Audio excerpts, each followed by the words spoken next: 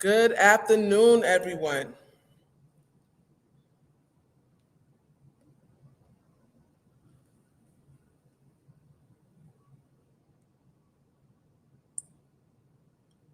We'll give everyone time to come in.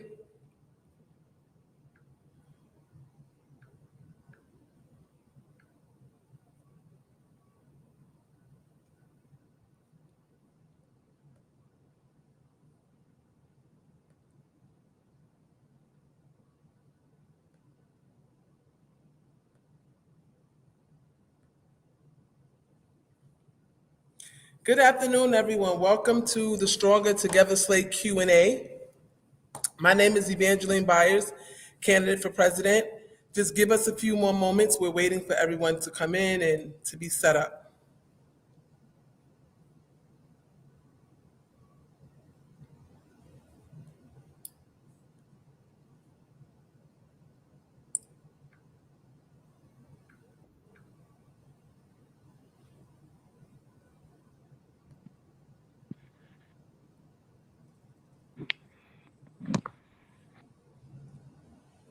Okay, everyone's coming in.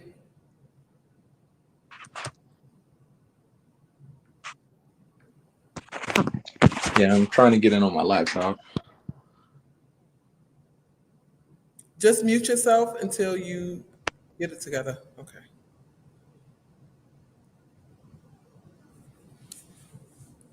Good afternoon, everyone. Thank you all for coming in. Please like and share the question and answer session, the Q&A session that we are about to have.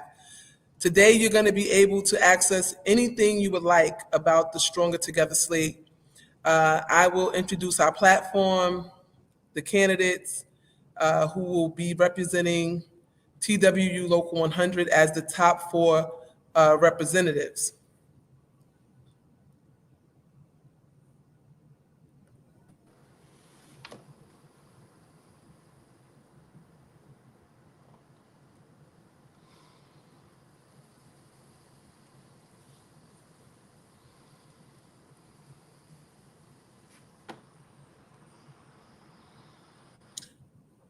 Okay, so right now you have, hold on one second.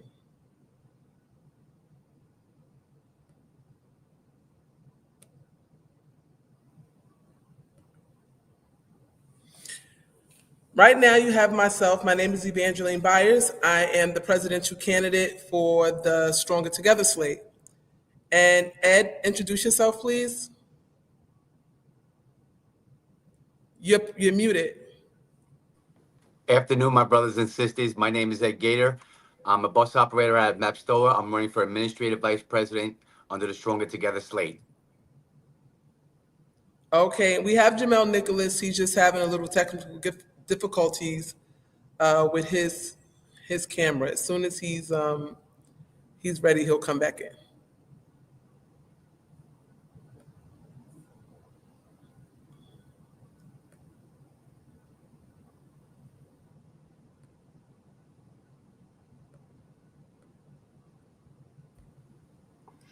Okay, we now have Jamel Nicholas. Introduce yourself, Jamel.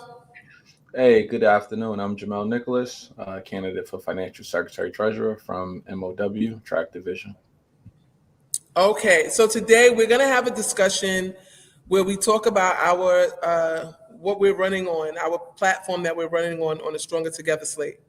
So as you know, we are days away to ballots going out, and we thought this would be a great opportunity for the membership to chime in and to ask us questions and to hear from us about what our platform is about, right? So if many of you have been following, which I know many of you have, you've heard from me a lot, but you haven't heard that much from the administrative vice president and Jamel Nicholas.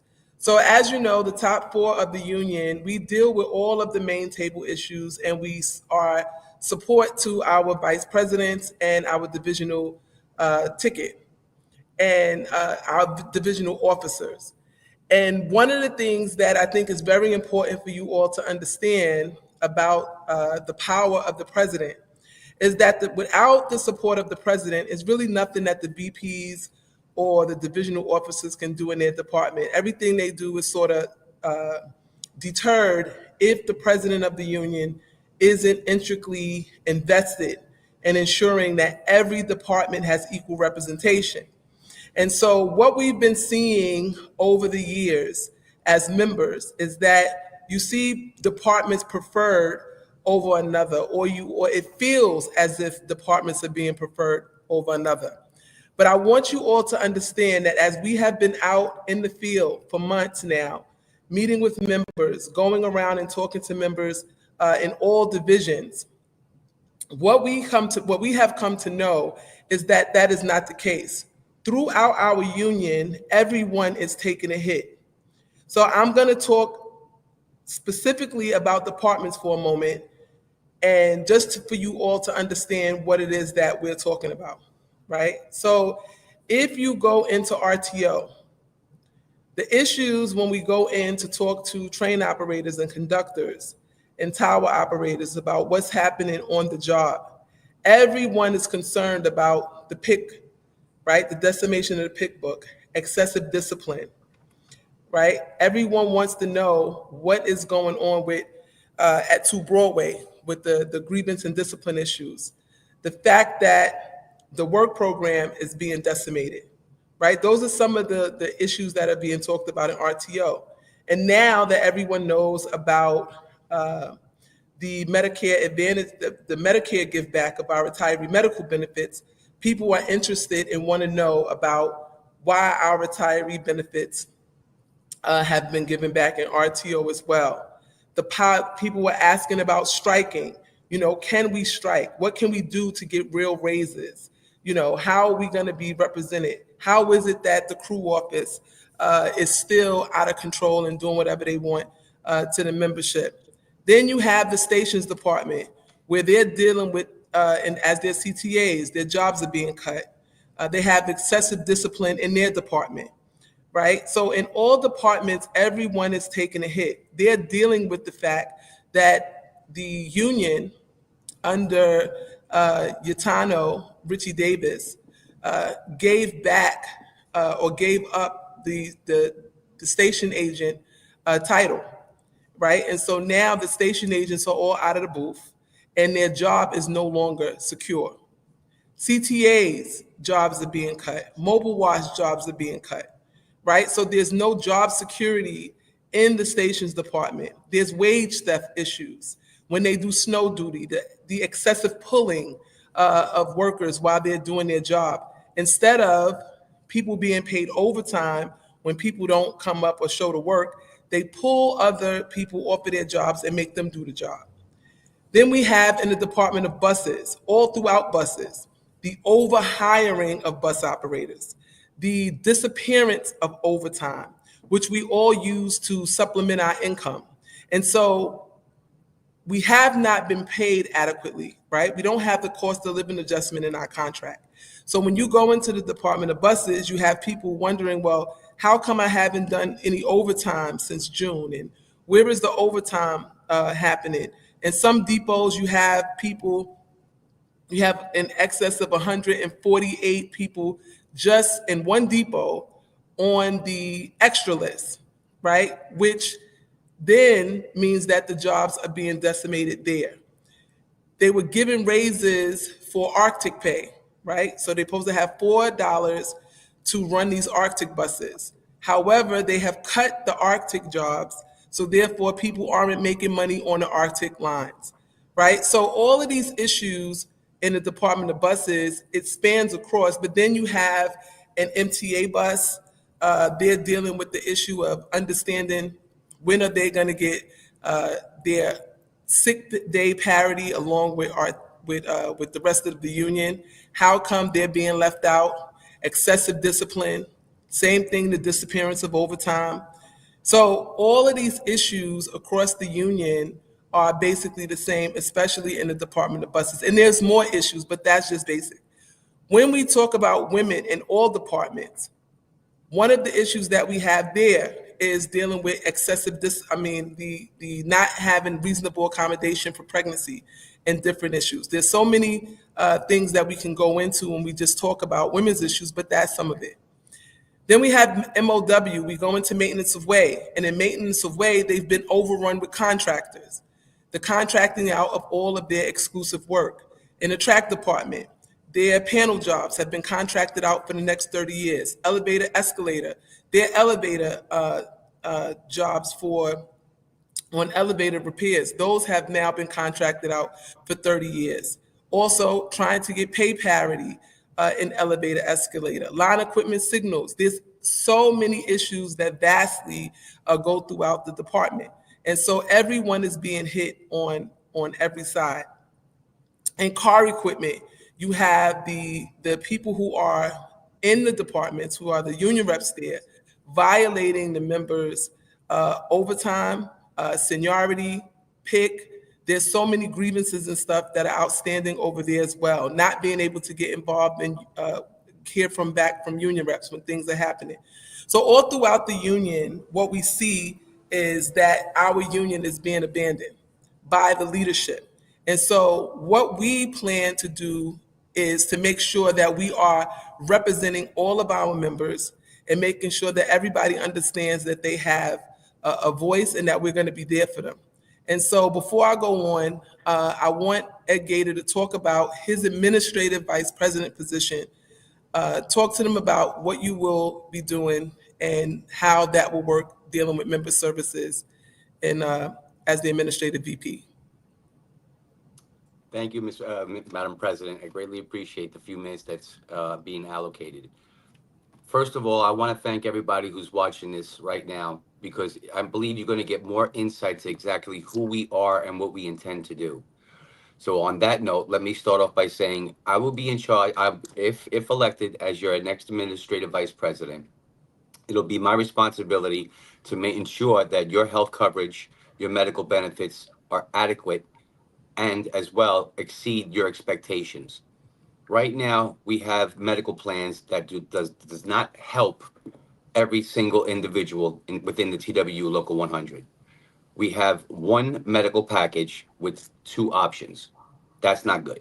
Years ago, we used to have two medical plans with options. It was either GHI or HIP.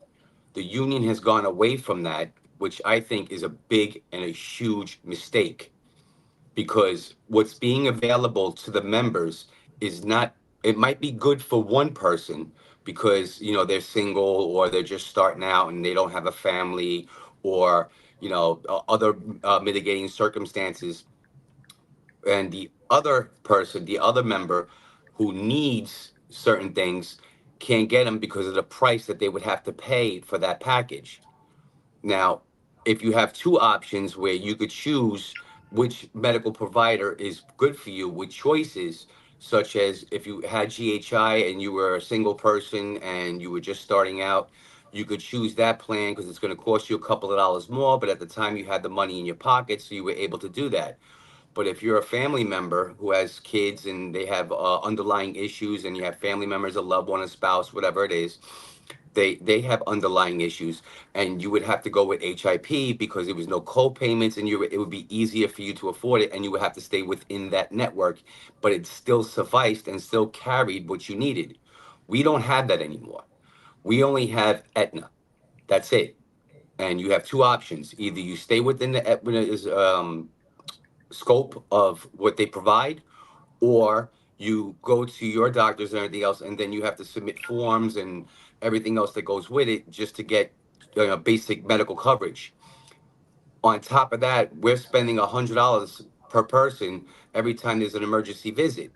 I do not think that that is acceptable, because if you have three kids, and we all know, when you have three or four kids, even two kids, you have to go to the hospital. That's $100. So if one kid gets sick, guess what? The other kids are going to get sick. You're spending $100 for each child just to go to an emergency visit. That's I'm sorry, that's insane. So there's a lot of plans that are out there that I think can accommodate our needs a lot better.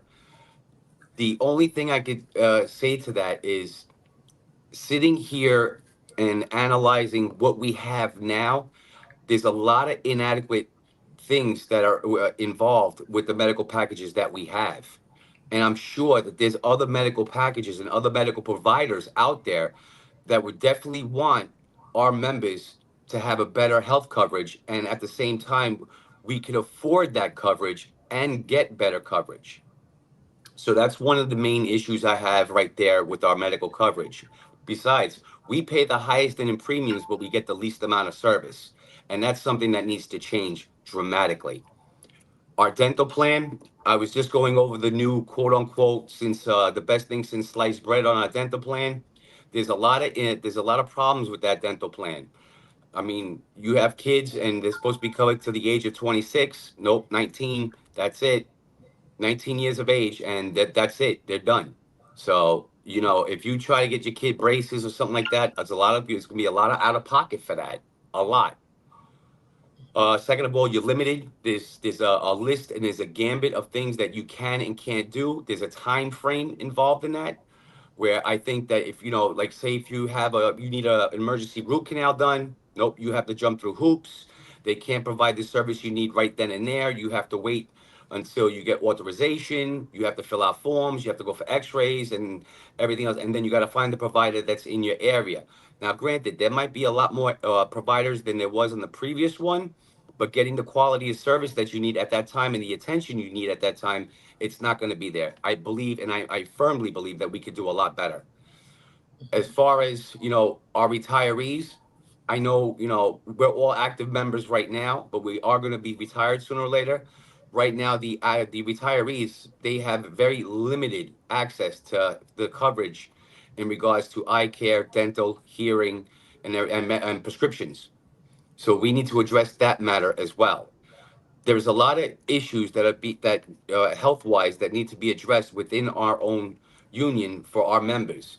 And if elected as your administrative vice president, I'm going to make it a personal business of mine to make sure that we have choices. One, two is that the medical plan that we put forth provides better service than what we have now, and if we can lower the cost of those services.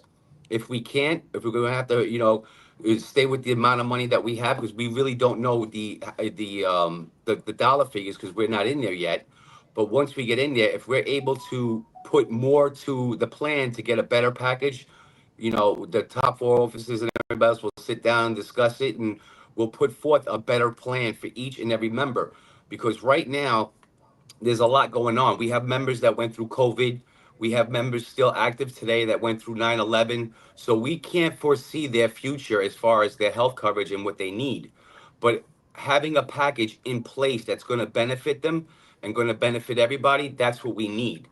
So that's one of my primary visions for this union and the members.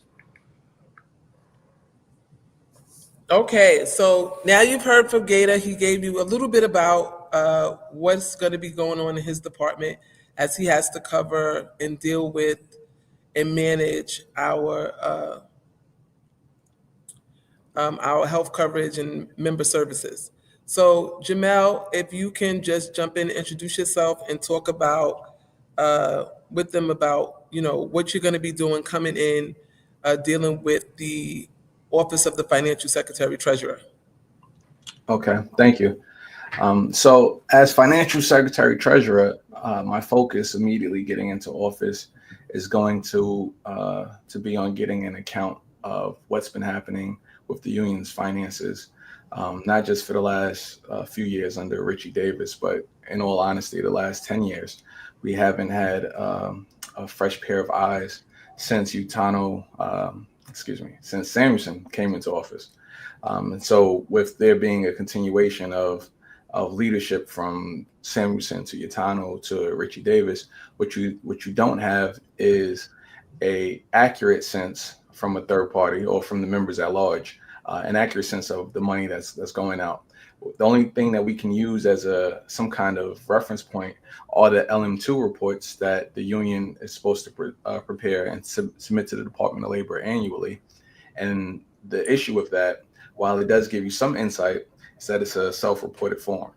And so, I go over it year by year. You can see discrepancies from one president to the next, the difference in the spending, the way the money is being managed and allocated, and that raises a certain amount of flags, and I can go into detail when we come back around. But the general picture is doing a forensic audit to have a firm and accurate account of how the union's money has been managed, most recently and for the last few years leading up to this change of power, if we win, and then being able to sit down with Evangeline and the rest of the top four and see, based on what the members are looking to do, based on what the leadership of the Stronger Together Slate is looking to do, let's see what's possible based on what the finances are.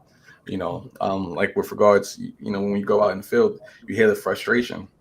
People discuss striking, right? Well, the finances in the union's accounts don't really lend to being able to go out on strike, right? But you don't really have a firm understanding of how far away you are from being able to do something like that until you're in there, and so it affects the approach. It affects the policy that's pushed. It also affects the way you'd have to go about negotiating. But we have to get our housekeeping in order. I can say with great certainty that the money has been mismanaged, and that would be the first order of business. And like I said, I can go into particulars even if you want to look at the last LM2 report. It's the same thing every go round. There are red flags all throughout it. So as financial secretary treasurer, that's one of the things we would be able to do immediately. Put a focus on that. And the second point of emphasis, again, which is internal housekeeping, is bringing an accurate account along with Benjamin Welcome, who would be the recording secretary, bringing an accurate account of the good standings list. Your standing within a union has significant impact on your ability to be functional as a union member, and it affects you, and not just a when is it time to get my ballot kind of way. The union has been very lax in making sure that the members are aware of their standing, and I think it's been to our detriment collectively and to the incumbents' benefit. But if you're not in good standing, you shouldn't technically be able to attend meetings, right? But all of the housekeeping that's required has been ignored, and I think deliberately, so that the state of chaos makes it much more difficult to be able to hold people accountable, and not just the members at large, but the actual previously elected leaders, because you don't know what's happening with the standings. It's harder to track the people who would be eligible for things like dues exoneration, which is something that the financial secretary treasurer would have a direct hand in. We've had an absence of leadership in that space going back to when Richie Davis, who is currently the president, when he was serving in that role. And just generally, we would be moving in accordance with our Constitution, our bylaws. And so that would mean restoring of the members at large to certain protections that the bylaws are very explicit about, as far as not being able to be placed in the bad standing as a result of injury or sickness or illness. This is something that this interpretation was something that only began to be applied as a result of John Samuelson and then Tony Utano, and now with Richie Davis. But this method of disenfranchising members, those are one of the things that we would immediately reel back, as we assume leadership if elected. Okay, so I just want to move into the members asking us questions. If anyone has any questions, we are here to answer questions. We want you to ask us questions more than us just talk about, what it is that we plan to do. We want you all to ask us questions. It's very important that we hear from the membership. Again, we go out in the field, we talk to you all. We haven't gotten to everybody, but we've made every attempt and effort to move around throughout the system and to talk to people. So we want to hear from you. So if you have any questions, please post your questions in the comment section and we'll answer them. But I want to go back into talking about, our plan as we come into office, as if you all elect, when you all elect us to be the next leadership of this great union. What we want you all to understand is that one of our first priorities is to take us from having having meetings that are where you have to show up in person, that we are going to put us on the meetings are going to be available electronically, virtually, right? Everything, we're going to move away from the system of acting as if we're not in 2024 going into 2025, and that we're not in the age of technology. So we are going to leverage technology to make sure that we can get to more of our members. It's very important to us that we hear from you all and that we get more of our members engaged. We are definitely going to reinstitute shop steward training. We're going to train our members. Your union reps will be trained. Gone will be the day of people being elected to office and not knowing how to show up in a disciplinary hearing or have access to a collective bargaining agreement. We will begin to ensure that everywhere you go in this union, you will see your collective bargaining agreement binded book laying around in case you need to file grievances, right? We're going to make sure that our membership is educated and prepared to deal with the MTA, who we know that they are very hostile towards us. So we want to make sure that our membership knows how to engage with management, that you know your rights under the collective bargaining agreement and how to move and secure and safeguard your jobs. For all of the people that are probationary, soon you'll be off probation. But I want you to know that it is not right that the union tell you that you cannot have representation because you are on probation. You do have the right to union representation, and the union is supposed to represent you. So I want to be very clear that as your president, that you're not going to just be being paying dues and not having representation. It's going to be very, very important. It's very important to me that in every segment of our union, that everyone has representation. So I hear, here goes a question. How will congestion pricing affect transit workers? Why did Local 100 not negotiate free easy pass for workers who work in Manhattan? So the reason why our union, so congestion pricing was supported by John Samuelson. And as always, John Samuelson goes in and does business with the MTA and doesn't really think about how it's going to affect the members of Local 100. They're trying to just see what they can get. However, nothing in congestion pricing does anything for us who work at Local 100.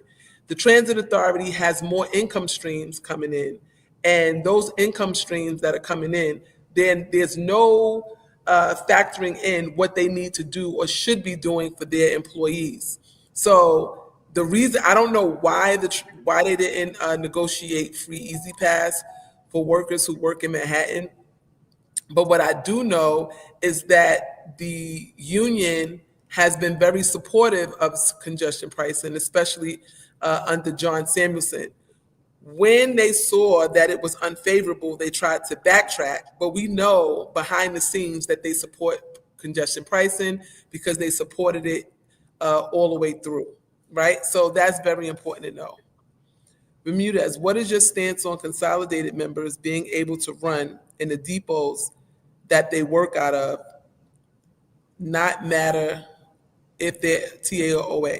So we're going to allow, when it comes to dealing with members who work in the Department of Buses. So the issue now is that if you work in the Department of Buses, if you are a TA or OA person, and say you are a TA operator working out of an OA depot, which means that you're a Brooklyn operator working in a Manhattan or a Bronx garage. If you're a TA operator and hold on one second. then you want to run for like a division chair seat, you're not allowed to because you are from a Brooklyn garage and you're TA surface and not OA. However, you're represented by OA reps in disciplinary hearings and all different matters. So under our administration, we are going to allow for TA and OA operators who work in the divisions of where they work to be able to run for office in those prospective garages and areas. Gone will be the day of violating people's right to run and vote for those who they want to, based off of where you work out of. You know. Go ahead, Gator. If I could piggyback off of that, far too long now, we've had too many members in all garages being segregated because of their payroll numbers. That is, to me, is an atrocity within the union. They keep claiming that we're one union, but here we are 20 years later from the consolidation starting, and we have members that have been in garages for 15, 20 years, and they cannot run for an elected position in the union, all simply because of their payroll number. Well, as Madam President had already stated, we are in full agreement that if you are a member of that depot, or if you're a member of that division and you've been in that division and you've been in your work location for a period of time, you should have every right to run for a position within the union. The union is always looking for people that are coming in with fresh ideas, new ideas, as well as people that have a commitment to the union to serve and help other members. For far too long, those people have been denied. And there's people out there that I know for a fact that could easily have taken an election and won hands down just by their popularity, their knowledge, and what they've done for the members before. But they're shackled because of their payroll number. And like I've been saying for a while now, that is an atrocity within our own union. I'm sorry. It's like saying somebody can go sit in the swing room, but you can't eat your lunch. That's wrong. I'm sorry. So as Madam President has already stated, we are in full agreement that if you are a union member and you're in good standing and you have your meetings and you've been in that work location and you've been working there for a while, and you should have every opportunity and every right to run for an elected position within that division. Thank you. Right. So there's more to that situation. It's also the reason why the union has it that way is for power and control, right? It's really not about you working, being a TA operator in an OA garage, because you're doing the same work. It comes down to them not wanting you to have a voice in the department, and so that they can be able to manipulate and control. Because even though TA operators have a little bit more freedom on their side than what you have as an OA operator.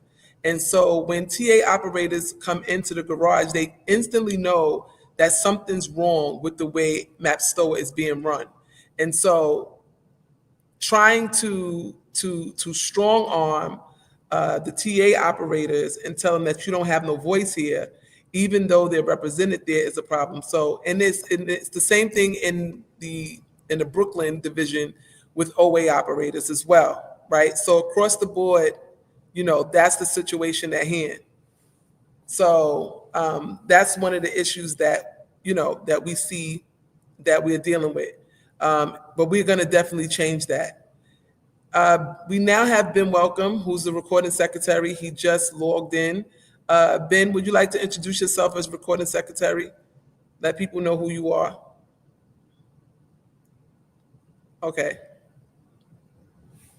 And so while he prepares to speak and to introduce himself to you all, again, we want you all to ask questions. Please, this does not do us any service if you all are not asking us questions. We need to hear from you and how you feel about the union, the changes that you want to see. But I can continue to tell you about all of the great things that we're going to do coming in, and to prepare you for it. So I left off talking about the fact that we will be bringing in, that we will be educating the membership, right? Another thing that we're going to be doing when we come in is that we're going to take us from this balloting process of ballots coming to you through in the mail, and you will now be able to vote electronically. Each member will have their own identity, their own fingerprint, their own digital fingerprint in the union. The same way you can go in your BSC and look and see, what's going on, with your health coverage, your benefits, your DAN history and all those things. You'll have that same access on the union side. You'll know if your dues are paid or up to date, if you're in good standing. So we're going to make sure that we fix all of these things to make sure that our union is functioning the way it's supposed to. We are going to expand member services, right? Member services is going to expand, and we're going to have designated people working in areas to make sure that they can cover everyone in every department. So that if you go out on workers' compensation, you don't have to run around looking for a union rep to help you. We're going to set up a system in such a way that if you have any issues, there's always someone that you can call that's available outside of your union reps to deal with issues. However, your union reps are going to be trained and able to deal with the issues at hand. Also, we are going to be dealing with the retiree medical give back. We keep talking about this because this is a very, very serious thing. Retiree medical, if you are a retiree, it is very, very important, or if you are an active member, you pay every time you look at your pay stub and you see FICA, that is your deduction for retiree medical benefits, right? And so that's where your Medicare, that's where you pay into Medicare from, FICA. So it doesn't make sense that for the next 25, 30 years, you're going to be paying into FICA, but you'll never be able to draw from the medical coverage, right? We need to make sure that that is fixed. And so in order for us to do that, we have to come in and we have to have it overturned. Now, we're currently in court. We are the group that are supporting the retirees in the lawsuit to get back our retiree medical benefits, right? Many of our members right now are being gravely affected, impacted by the fact that they no longer have retiree medical. But before I go on, there's a question that says, why are station cleaners cleaning up blood vomit without proper PPE? Many cleaners are picking up hypodermic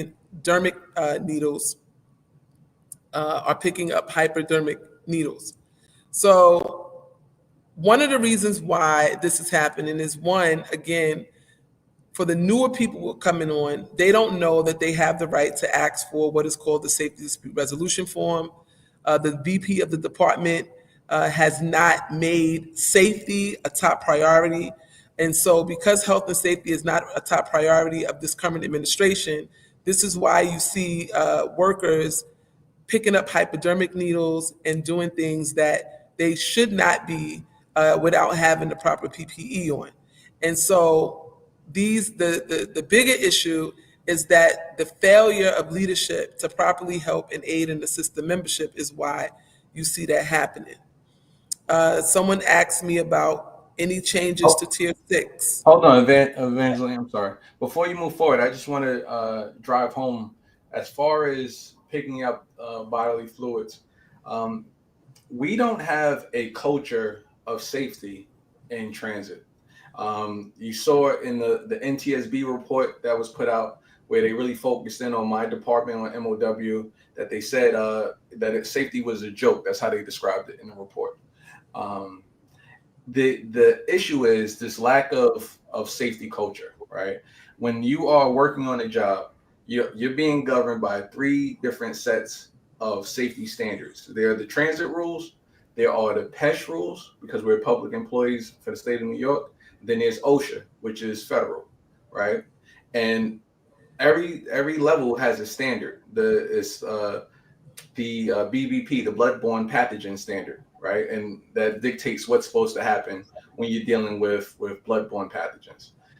If there's ever a doubt about what approach needs to be taken with any kind of safety issue, what you're supposed to do as a member affected is be governed by the most stringent standard, and that's going to dictate what your course of action is. So because we don't have a safety culture, we don't have people in place advocating for the safe resolution of conflicts. And so now we have employees out in the field that are being confronted with things that are really safety issues in a structural way that don't know how to move forward and handle it. Because you have to understand what the violation is to be able to challenge it. You understand? Like, okay, go ahead, Ed. Just to interject, piggyback of what you're saying, is another issue that we're having on that is we have a lot of union reps that have no idea. They're totally unfamiliarized with the safety protocols in their division. These are people that, I mean, we have members right now that have no idea what even their Weingarten rights are. So they can't turn around and say, "I'm instituting my Weingarten rights. I want my union rep. I want my union representation." And then when a union rep shows up, they have no idea of exactly what's transpiring between the member and supervision.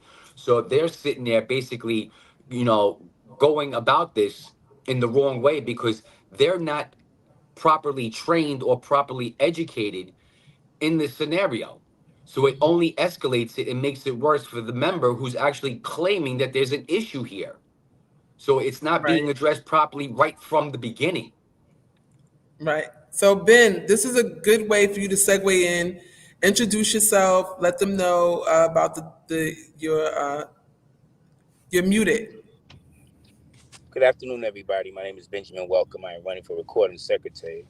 I'm a station agent. And just to piggyback on what Evangeline spoke upon and what Jamel spoke upon, part of the reasoning we are having a breakdown in communication, one is the training and one is the culture. If you know, we go once a year for the training of safety issues, uh, workplace and violence, assaults, um, de-escalation, and so forth and so have you. But the culture here in the New York City Transit Authority has become so archaic that we get comfortable doing just the bare minimum. Now, as you say, having the proper PPE, which is very important, but a lot of times we choose not to utilize it, and there's no reinforcement until something or somebody is at a disadvantage, injured, or infected by it. And so, as they discipline us on some of the most minute things, things that are very important as our safety, dealing with, you're talking about blood pathogens, dealing with needles, dealing with uh, uh, dealing with things that affect our health, there is no reinforcement of that until somebody has been um, uh, injured during that situation. And so um, I believe, I say change makes sense. And to reinforce that, we need change. There are a lot of rules and regulations and guidelines that have been so outdated that we need to bring about change. Right. We need to make a priority one that the member is more important than the service. How can Wait, we give? hold Oh, on, Ben. We have some more questions coming in. okay, I'll leave it at that. Thank you Yeah, much. we have a lot of questions coming in, so I just want to make sure we answer them. Okay. The next person up, we have. Are we going to bring back the cost of living adjustment? Yes, we are going to fight to get back the cost of living adjustment in our contract.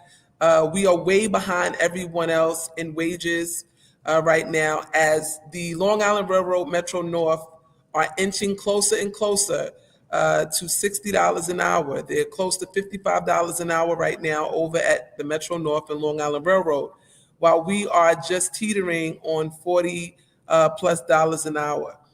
We are way behind in wages and benefits. We will be departing from pattern bargaining. We will no longer pattern bargaining along with DC 37, and we will be moving into sector bargaining. And this is important because we are transportation. There's no reason why, as a union that is that as a union, we are, I'm sorry, y'all.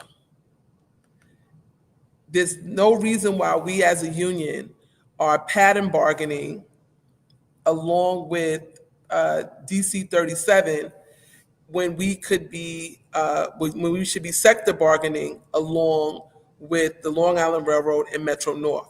This is vitally important to our financial stability because we are, we live in a very expensive city and we should be making wages comparable to be able to pay for where we live. And right now we can't do that. So we are going to definitely fight to bring back the cost of living adjustment.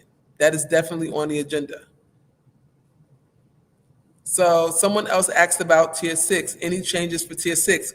We will be leading a statewide movement to fix Tier 6. Tier 6 cannot be fixed by legislation alone. If we do not have the support with the NYPD, sanitation, we have to fight across the board, the fire department, EMS. We have to fight all together collectively to fix Tier 6. Tier 6 is a larger discussion of how our union has failed us. Immediately when John Samuelson came in, he took us and put us in and accepted Tier 6. However, that was what the strike of 2005 was about, to make sure that we did not become Tier 6 because it was that meant that we would have a two-tier pension system where we would have some of our members being Tier 4 and then we be in Tier 6, which put us in different categories. And Tier 6 is a poverty pension. And so we're going to have to fight like hell to change that. But it's not going to happen by just going to ask the governor. As you have seen, asking the governor gets us nowhere. There's still major challenges. There was just a conference in Somos in Puerto Rico where there was a conference and it was announced that the Tier 6, all of the Tier 6 gains that were promised are not instituted, and it's a lot more work to be done. So we are going to be leading the charge on that as well. The next question says, how about the flooding of the system in the Department of Buses that has left us with no OT for months with zero pushback? But this is what we're talking about, Mr. Bermudez. The fact that we are not making wages that are comparable with the cost of living, we are all hustling overtime, right? Overtime is not something that we should be depending on in order to live.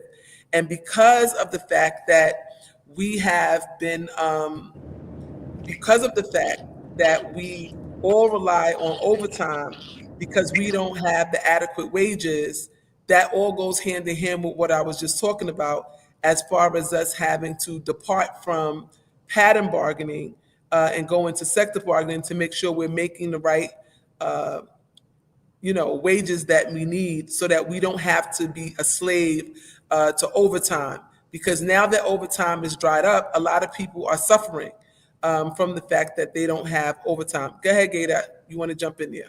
Yeah. Back in April of 2024, I was at a division meeting and I brought this question up to the vice president, Mr. Donald Yates, was who is monitoring the hiring ratio of the transit authority? And it was my understanding in our contract, which it still holds today, that it's supposed to be 60-40. But according to the vice president, everything is 50-50, which I asked him to submit the paperwork to show and substantiate exactly what he was talking about in regards to 50-50. And I'm still waiting for that paperwork. But the only reason why I brought this up is that I already know from of my years of service with the transit authority, if you're going to flood Mapstow with a group of new hirees, it's going to definitely cut the overtime. And the reason why they did that is because they're trying to, one, to force out the senior man because they don't want to pay the high pensions. Two, is they're trying to starve our members from making overtime because that's how we make our money. And three, is that because tier 6 is already capped at 42 hours, so they could work 60, 70 hours a week, but only 42 hours of that is going into their pension. So they're saving tons of money. We're not in the business to save tons of money. We're in the business to make money and provide for our families.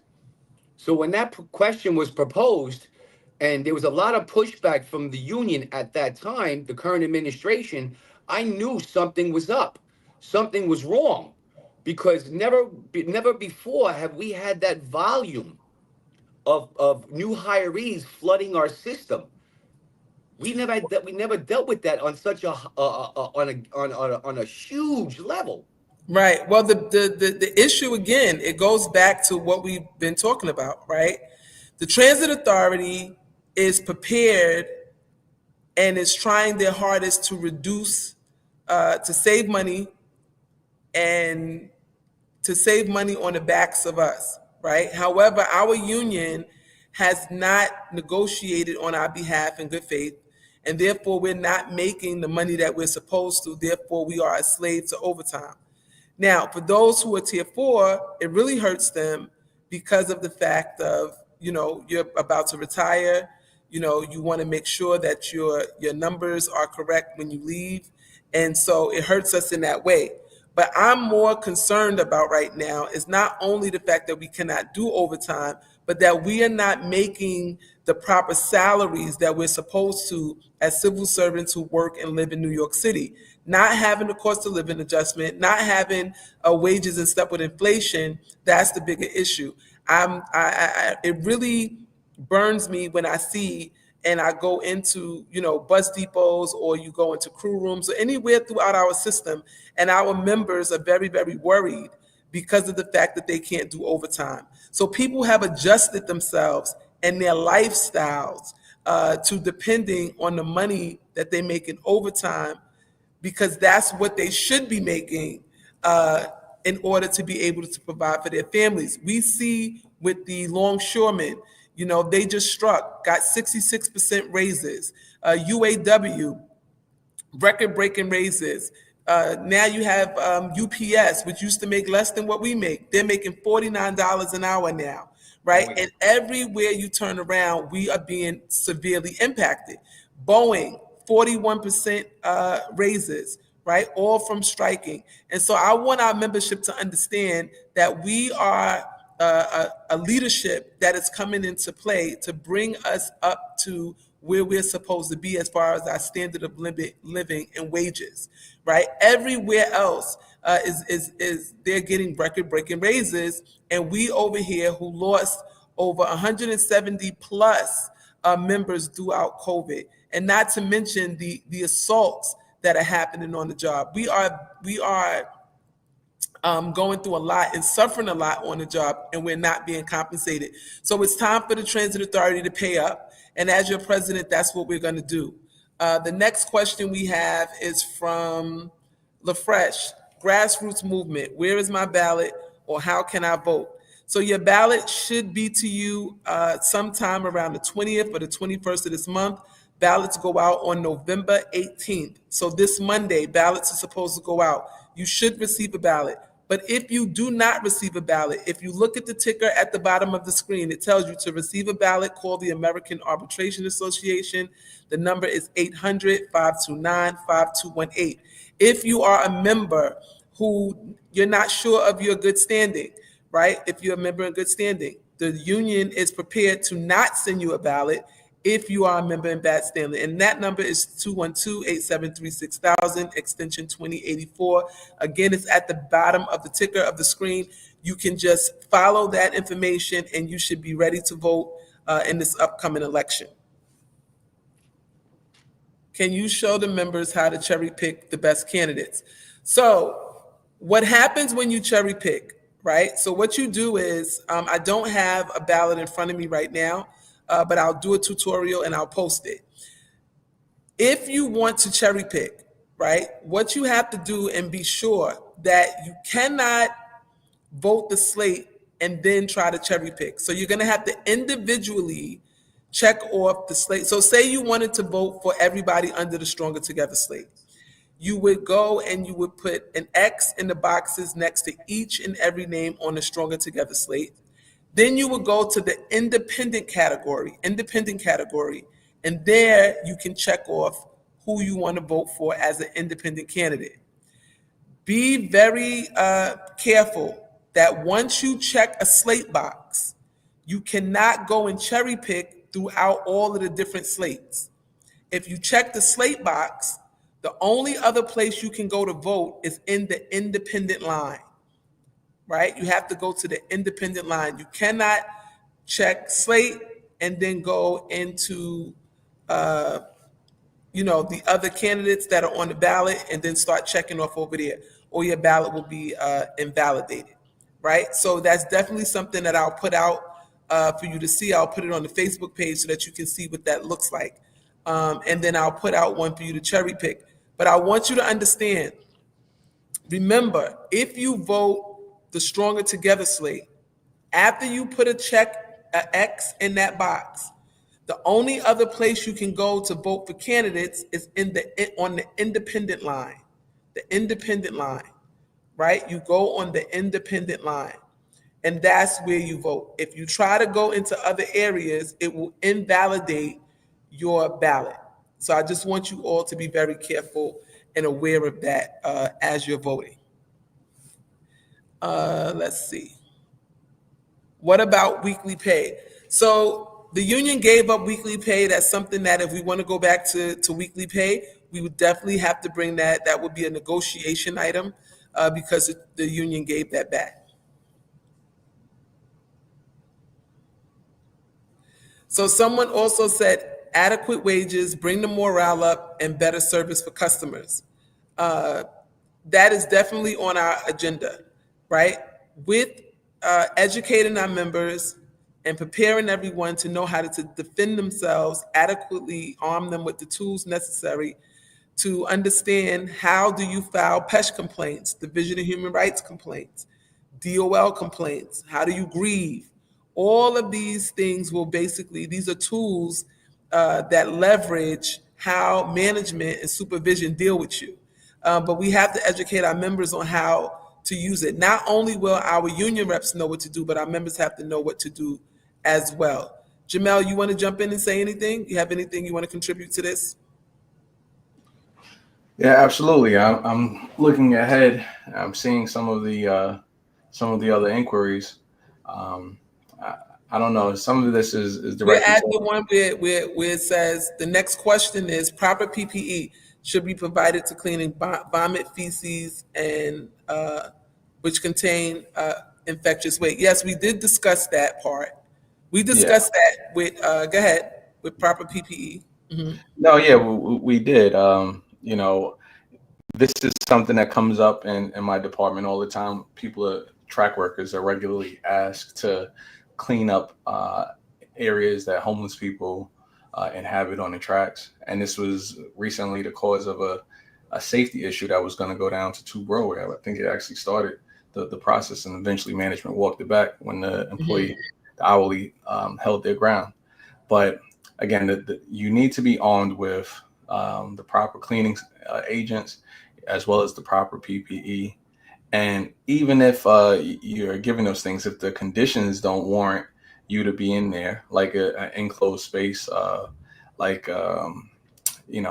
I'm trying to think, if you don't have the proper disposal bins for the waste that you're asked to throw out, or there's a lot of different aspects to it. But you have to advocate for yourself in this area where the union leadership isn't there to advocate on your behalf. That's the benefit of having shop stewards at the location. And in MOW, we would want to have a shop steward in every game so that the de-escalation of conflicts and resolutions in the field can kind of, one, keep things in a functional pace, but then it also prevents unnecessary disciplinary stuff where things that are in the field issues, that you give management the opportunity to do the right thing by asking the right questions, making the right demands. You don't have to go into 2 Broadway fighting for your basic, for basic things that you should be able to advocate for in the field, that people should be advocating for you. Right. Okay. So Mhm. there's another question that says, how about members that are concerned about your lack of time on the job? So there's been some question about, am I going to be able to handle uh, the weight of the office of the president because of my time on the job? So I just want to be very clear and give you a little bit of my background. So I did not start working in the union or being a part of the union and being a union activist at Local 100. However, coming on this job, from the time that I started, I've been active. I was set up in school car by a supervisor when I was in training to be a train operator, who said that I crashed my train in the train yard. It wasn't true, did not happen. As a result of that, that supervisor was banned from school car instruction. He can never teach in school car again. And I went on to finish. However, that's still on my record, right? And so that is one of the things that catapulted me to get involved in the union. But before I came to work at Local 100, I led a movement at Medgar Evers College called the Concerned Students of Medgar Evers College Student Movement.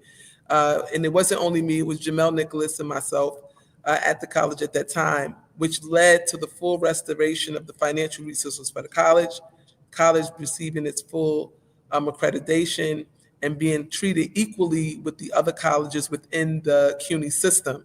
And so I'm no novice to fights and struggle. I also worked on with the President of the United States and was recognized by the Obama administration for my organizing efforts and the work that I did at Medgar Evers College on the Higher Ed Not Debt campaign to ensure that when it came to students who were graduating, that you had income-based loan repayment.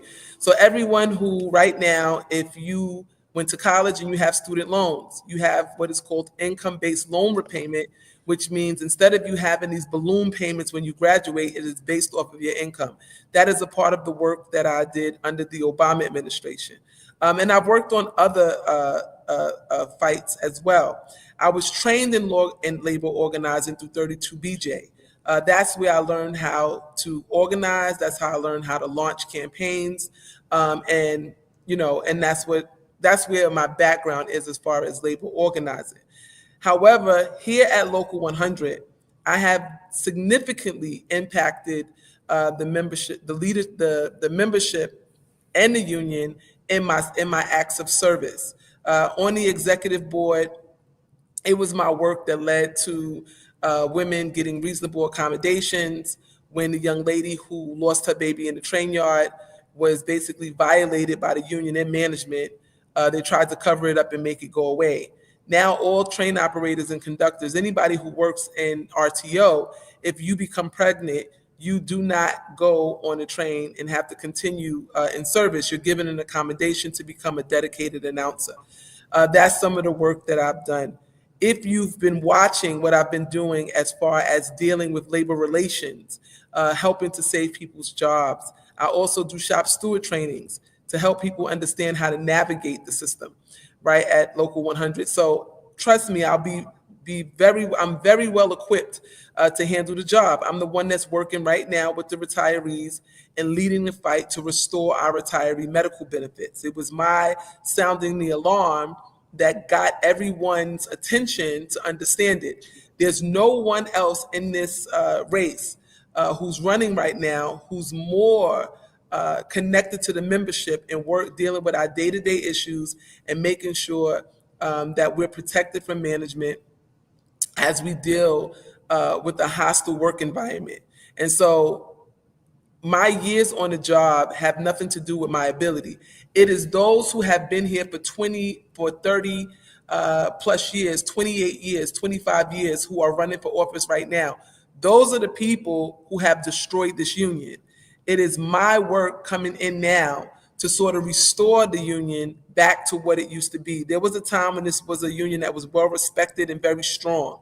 And it's been under the Richie Davis, Samuelson, and Yatano. These people have 28 years, Richie Davis has. Yatano retired with 40 years of service, destroyed this union. Look at his record. as someone who had experience, if you want to call that experience. Look what happened to the union. So understand that I am very well equipped and able to lead us forward. Everything that I have gained and accomplished has been from my tools. I have never sold out. When Yatano and them approached me to join Stand United, I declined. When Richie Davis asked me not to run and come and join him, I declined because I understand that I have to do what is right for the membership and to take myself and to join to people that I will ultimately have to fight and that they will, then stifle me and stop me from what it is that I'm trying to do. It made no sense to go join those people. So trust me, you're in good hands. I'm very knowledgeable. I'm a college educated train operator, so I'm not someone who lacks education, and I'm able to stand up to the task and push us ahead. I just want to add a cherry to that, just for context. I think you should be very very welcoming of the reluctant leader. There's this. I was an English major in undergrad, so forgive me, but there's a quote attributed to Shakespeare: "Some are born great, some achieve greatness, and others have greatness thrust upon them." And when you have a person who is not looking to be in the light, who is not looking to be in leadership, that feels like they have no other choice but to ascend into that role, uh, that reluctant leader should be appreciated. A person who's coveting power, that they who has one foot out the door, especially they should be scrutinized, more, very closely. But the reluctant leader should be welcomed. Like Evangeline said, I knew her before she worked on the job, and we collaborated. And the willingness to do the work is paramount, and that's what is going to help distinguish Stronger Together as a whole from everyone else. Period. Full stop. If I Right. may, if Go I ahead. may, being that Jamil is taking the cherries aspect, I'll go with the whipped cream. Here's the icing on the cake. Okay, everybody on the Stronger Together slate is bringing together a perspective, fresh ideas, new ideas, as well as trying to bring back what we had from years ago. People have to understand TWU Local 100 did not start back in the 90s. It started in 1934. So we have made our share of mistakes along the way. But it's time now to stop making the same mistakes we did from 1934 because the members that are in this union right now have no idea the history behind TW Local 100. And another thing that's being missed very, very sadly is the fact that the union delegates themselves, the union officials, have not been educated to the fact that there are rules and protocols that have to follow, whether it be in our bylaws, our constitution, or even in our own contract. There's an understanding that they have to have. And when they lack that, these are the mistakes that are being done again. We here at the Stronger Together slate understand the problems that we're having, but at the same time, is each and every single problem that we are facing can be and will be addressed accordingly. Now, it's Right. going to take us time to educate every single union official to where we feel that they're up to speed and they can handle, but we are not going to release any union official until they have the full scope and the full understanding of the contract, the constitution, the bylaws, disciplinary actions, safety issues. If they do not understand and have the basic fundamentals of what it is to be a union official, then they will simply not be out into the field representing the members. For far too long now, we have been dealing with that. It's time for us as a union to bring these union officials in, bring them up to speed, educate each and every single one of them to provide better service to our members. When we have members out there right now that have no idea of what the Weingarten rights are out there, which were established in 1977. It was designed specifically for unionized members. But I'm talking about this right now, and I'm sure that there's people out there that are sitting going there. What was that? What do you mean by Weingarten rights? These are things that the union officials should be passing along to each and every single member of the TWU Local 100. Right. It's So as this is simple a as that. That's one of the questions that Will had. He said, Bermudez had. He said, will shop stewards be used properly under the Stronger Together slate? Yes, they will be utilized properly. It is sort of what Gator was talking about just now, that they will be utilized properly under the Stronger Together slate. Our members who are trained as shop stewards, and when it's not only going to be just to people who want to be stewards, even if you're a member at large, we want everybody to have the information. Even if you don't want to be a shop steward, please take the classes and avail yourself so that you know how to protect yourself and your job. Too many times I get phone calls from people after they're fired, or they're at the process of going into arbitration, right? Where they have not taken the time, but they don't understand what has been happening. But it's really not their fault right now because the union doesn't train or equip, right? I'm dealing with a union rep now where I'm in arbitration and I'm telling him stuff and he's asking me where is it at in the contract, right? So these are the types of things that we deal with in a day-to-day basis under this current administration. However, as your president, we are going to turn these things around. So I want you all to be encouraged. I want you all to know that we are ready and that we are up for the challenge. Do you want to add anything, Ben? No, not right now. No, go ahead. Okay, go ahead, Jamel.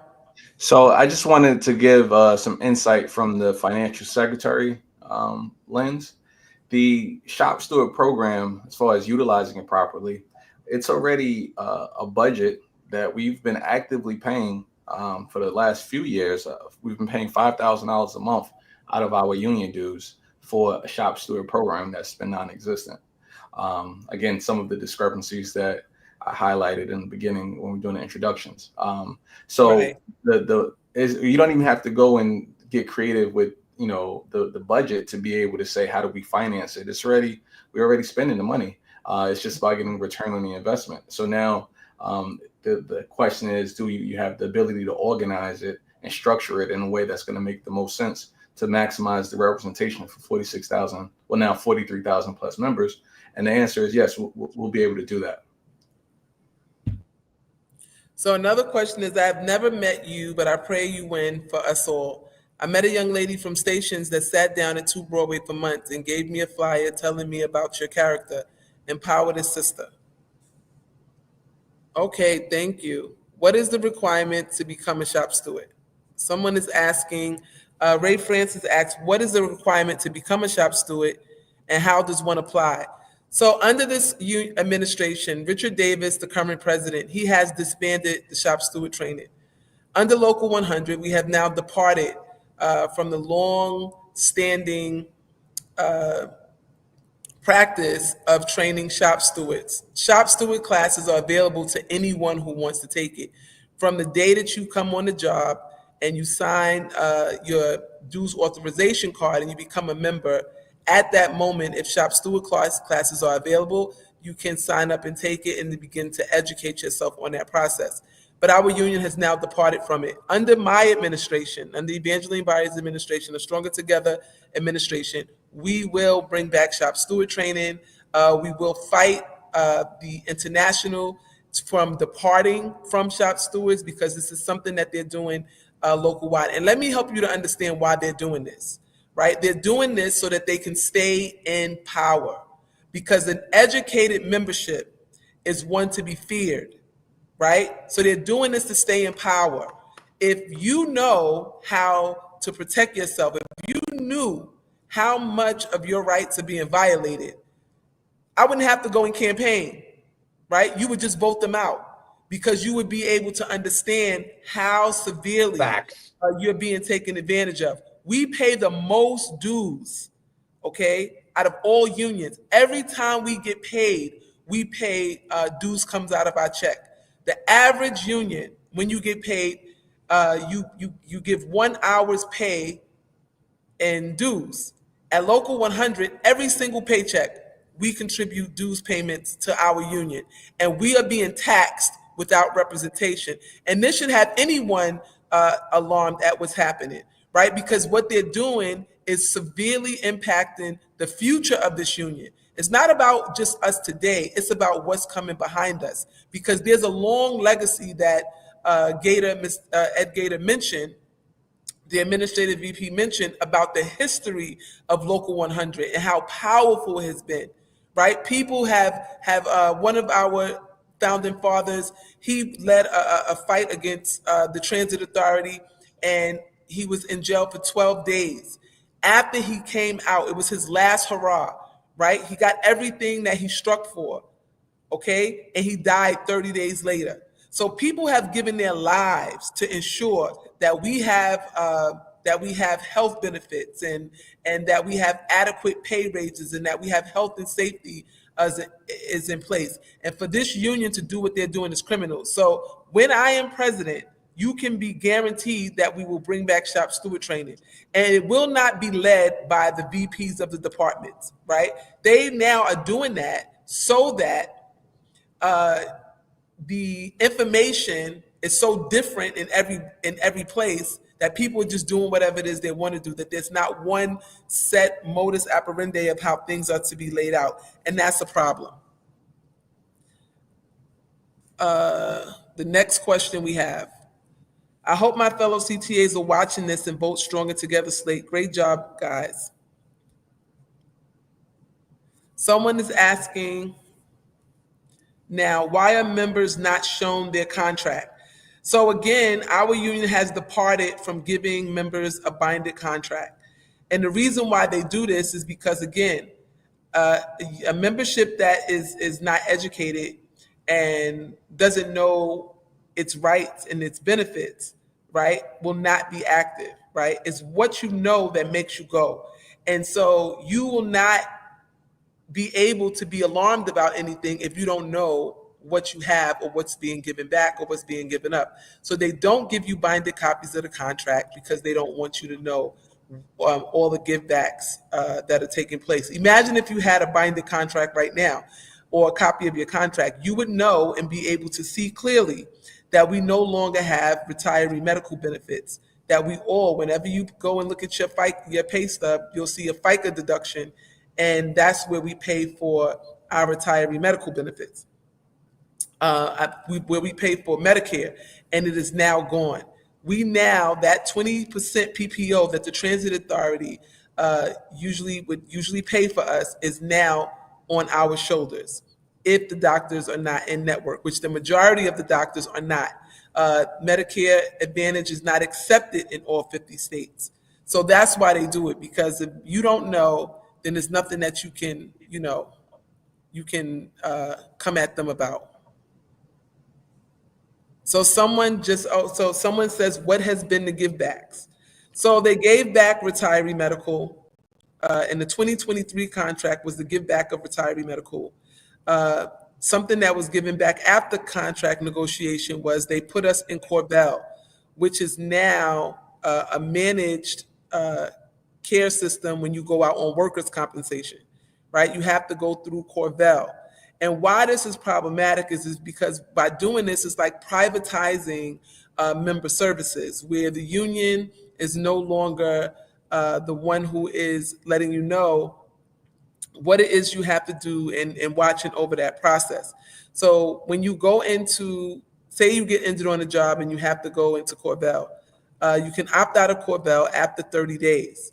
However, in order to opt out, you have to write a letter or just a sentence telling Corbell that you want to use your own doctor. However, who gives you that information? No one's giving you that information. No one's showing you how to properly deal with Corbell. The majority of the membership doesn't know how to deal with it. Also, New York State paid family leave was a give back in this last contract. New York State paid family leave means that if you have a child, it gives you 12 weeks to bond with the child. Our union gave back New York State paid family leave, the section where you get 12 weeks of paid time off if your family member or someone in your family is sick, right? Now, if someone in your family is sick, that time is on you. You have to you have to take FMLA, but that means that you have to exhaust all of your leave balances if you need to go out. Under New York State paid family leave, that 12 weeks would be 12 weeks of protected paid time off.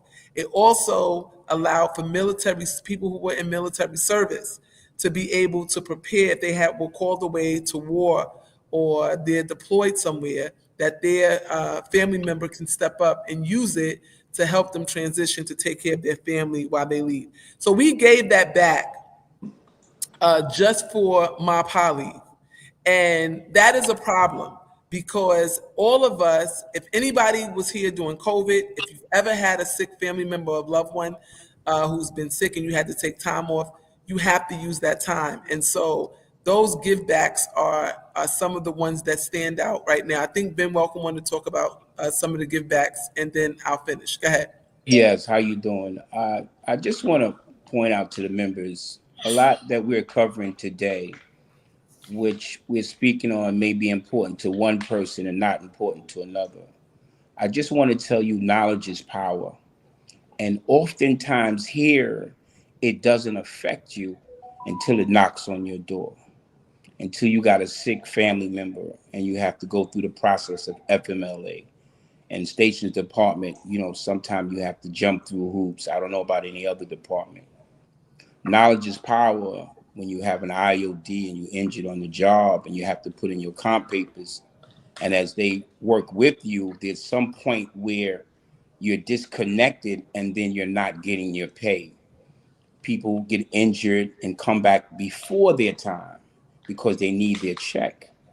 And because the process is flawed, and I've spoken about this in my department, that people aren't able to stay out but so long, whether you're living from check to check or you got higher responsibilities than normally your comp check even pays off. And so there's a disconcern and a wondering, I need to get back. I need to get back and I'm injured. A lot of the information that we're giving, a lot of questions that we're being asked, it may not apply to you, but it does when it knocks on your door. And I always say knowledge is important. So when you talk about the shop steward class, when you talk about IODs, when you talk about FMLAs, if you have the knowledge, you're not looking and wondering and running around trying to figure it out because you have that information. That's one of the most important things in order to survive here. When you talk about discipline and progressive discipline, you're talking about meeting certain standards and certain deadlines when you're at 2 Broadway from your step 1 and your step 2 in arbitration. There are things that are contractual that they are supposed to abide by, and it doesn't always happen. Again, I say, it doesn't affect you until it knocks on your door. Mm-hmm. And when it knocks on your door, if you're prepared, then you know what to do. Miss Evangeline Byars has put together a team of from tier 4 to tier 6. When you ask about her qualification, the team covers everybody. The input comes from everybody.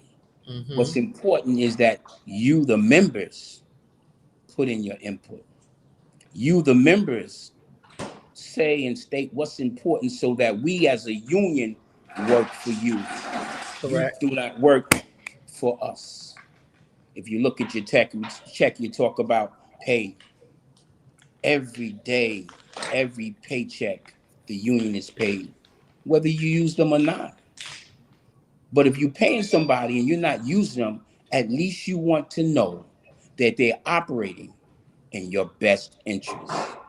That if you need them, that they are there. You're not calling a number and getting a recording. You're not calling somebody and they're not answering their phone. The members matter to most. When we work together, we fight together, we win together. We're stronger together. Yes. I just want to put the cherry. Yeah, I just want to put the cherry on that. when we just talk about givebacks, it's also not necessarily the things that are concretely deducted when we start talking about our former wins. There's also like Ben started to allude to, when we don't have significant pushback. I'll give you a prime example. We're considered a paper railroad, right? Because we're paid off of our sign-in sheets, right? But when you have Chronos being implemented and utilized as a way to penalize hourly employees, people are having their pay docked based on when they swipe, right? That's a violation of our contract. Chronos isn't used for timekeeping purposes. It's supposed to be used to confirm that you're at the location, but your payroll emanates from what time you sign in and what time you sign out. So when that happens, when management does that, and they're doing that based on a violation of a MOU, right, a memorandum of understanding, and the union doesn't push back against that, then that's a give back too, and that's how you have to look at that, as a give back. Mm-hmm. So I just wanted to make that point. Like there are hard give backs, and then there are the soft ones. These soft encroachments that take place very regularly, where if it goes unchecked, then it's essentially a concession, even without it being a formal concession. Right. Go ahead, Gator. For far too long, this union has been kept in the dark on a lot of issues. Every time we get a contract presented to the members, it's never full disclosure. They only give us the part that they want us to see. For too long now, there's been too many side letter agreements that have been going on that we have no knowledge about. The memorandum of understanding is incomplete. So we the members are voting on false pretenses. We hear everything that they want us to hear, but they don't give us the full disclosure of the contract. So once we don't have full disclosure, we're voting on something basically as a form of trust that they're telling us everything that's being presented. But the problem that we're having is, because we're not getting that full disclosure of the entire contract, we're running into major problems and givebacks without us knowing about it. Right. Now, as the Stronger Together Slate, we are guaranteeing whatever is going to transpire between the Transit Authority and the TWU Local 100. The members will get full disclosure. It is something that it has to be brought back. It needs to be brought back, and it will be brought back. So when a member gets a memorandum of understanding of the contract and it says, okay, this is what we're getting, you're going to understand exactly what you're voting for. There is no Right. surprises. There is no, a letter of understanding or a side letter of agreement. There is none of that. Those Right. days are over with us. What Mm-hmm. you see is what you're going to vote on, because you deserve that, because you're the members, you're the voice of this union. Right. One of the things that we were looking at, and like some of the things are the planned give backs that the Transit Authority has already factored in, that we're already experiencing. One is our exclusive work. The fact that our property, our job has been overrun with contractors, that is a huge give back. We are a closed shop. Local 100 is the primary union at the MTA. And so when you see contractors doing our exclusive work throughout the system, and you see now more and more, it's becoming more and more prevalent that contractors are doing our work, that is a give back.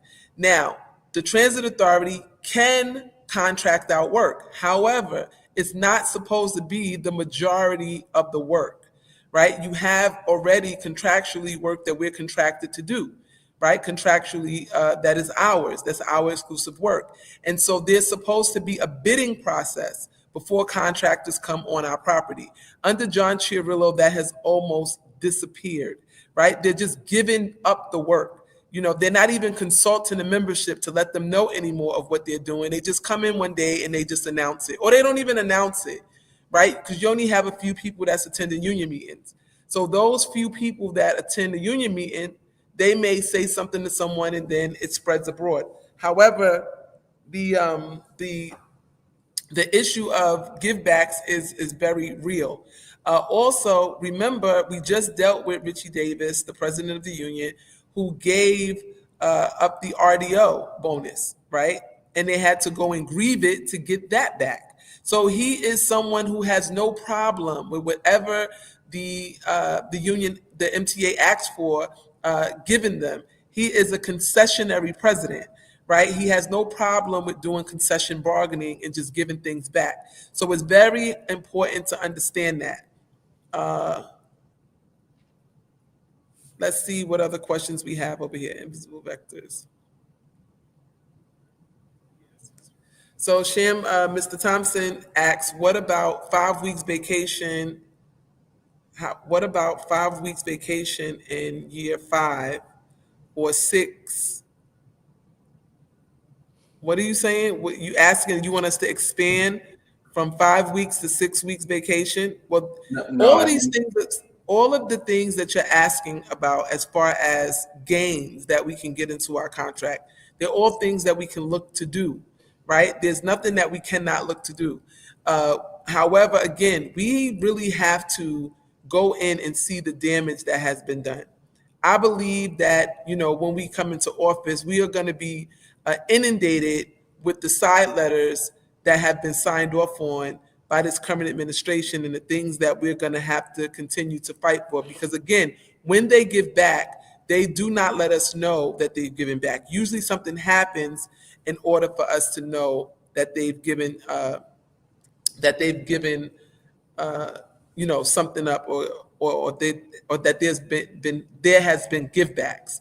So that's one of the things that we're going to have to deal with. So the givebacks in Local 100 are rampant.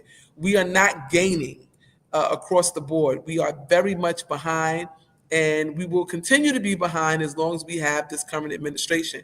I just want you all to be encouraged and to know that you have people who have stepped up to lead this union, who are willing to do the hard work, who are not trying to come into this as a power grab or a way to get away from our tools for release. We are not scared to be at work or to be working. We don't have a problem with serving.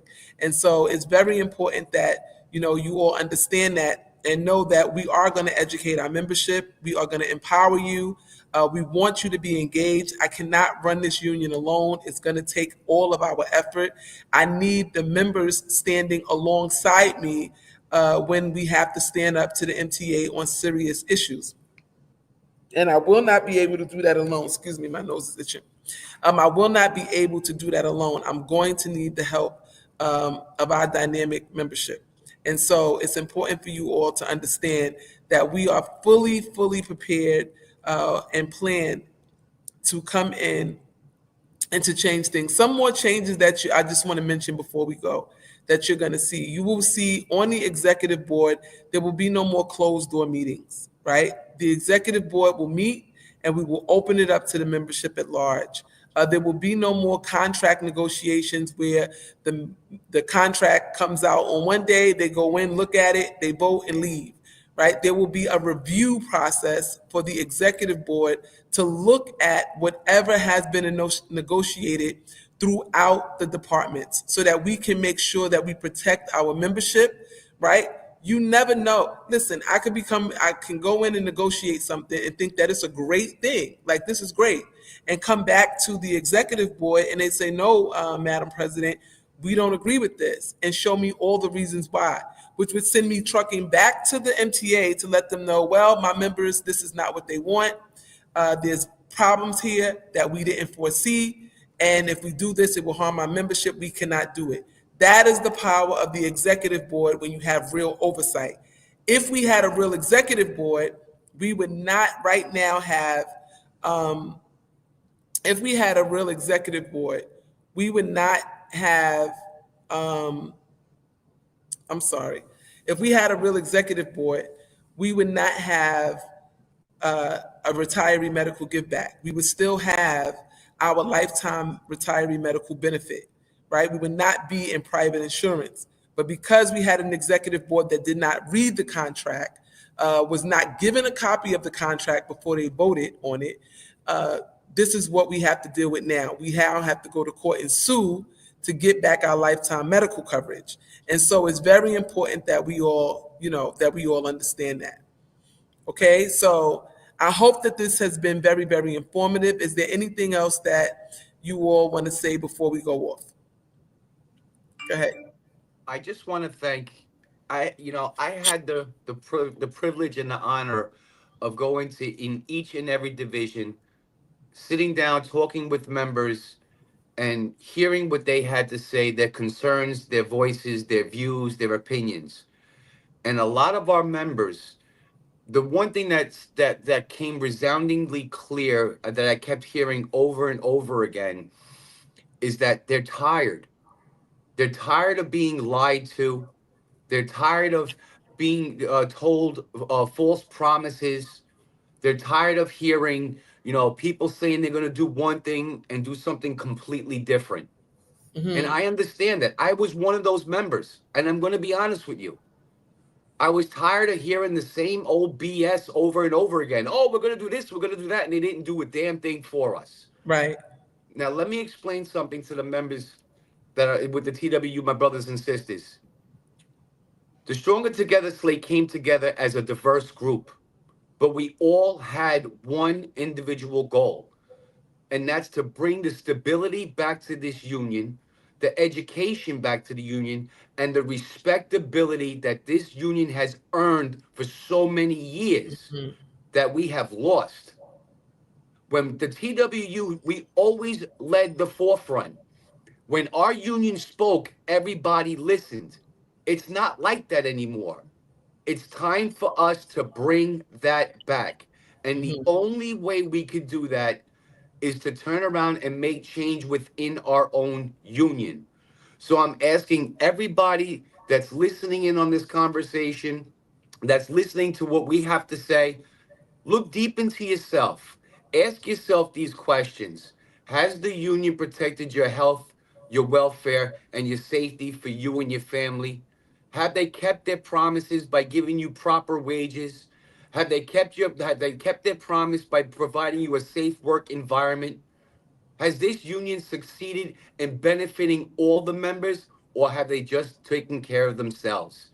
This is what needs to change. Thank you for your time and patience. I greatly appreciate each and every union member, and I look forward to seeing each and every one of you on the 20th. Thank you. Wait, I wanted to say one more thing. Well, it's a few more things because some questions have come in that I want to answer.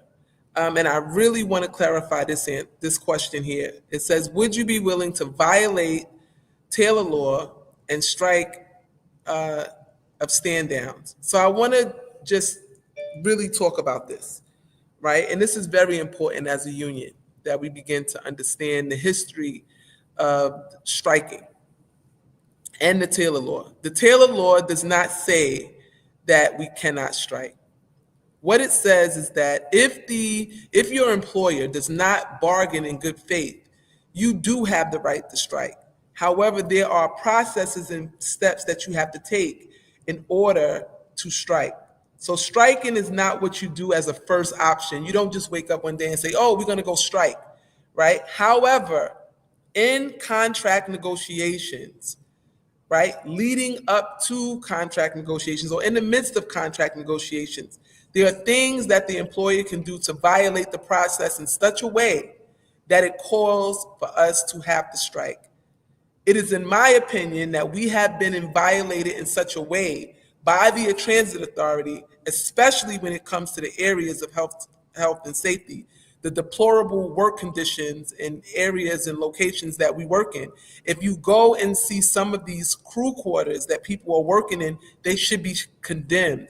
It's unacceptable that they can have clean bathrooms that don't have mice and rodents, but we go into work areas where mice are running around and uh, uh, the place looks like it could be condemned. You don't know what's in there, right? And so these are issues, especially when it comes to health and safety, that you do, if the employer violates us in such a way, have the right to strike.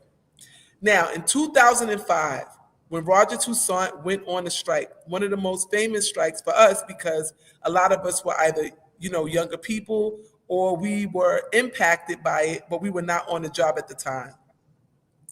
During that strike, it was deemed that they did not have the right to strike.